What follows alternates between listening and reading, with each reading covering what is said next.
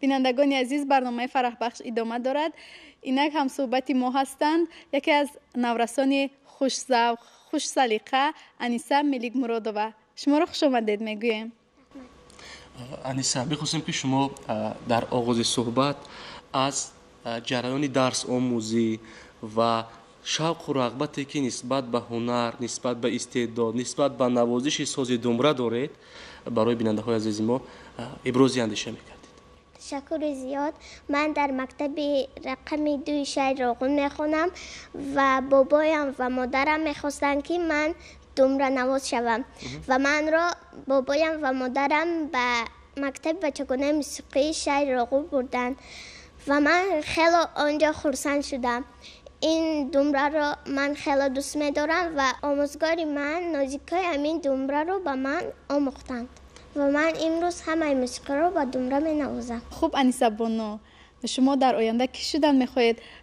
هنرمند یا اینکه یگام کسب دیگر رو می‌خواهید پیشه کنید؟ من می‌خوام که در آینده طبیب شوم و با دمبره خودم همه بیماران رو شفا بخشم.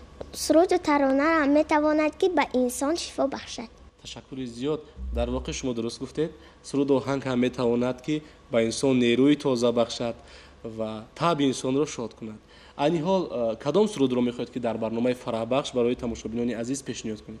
من یک سرود مادر می‌خوانم و همین سرود مادر را با تمام مادرهای تاجیکستان می‌بخشم.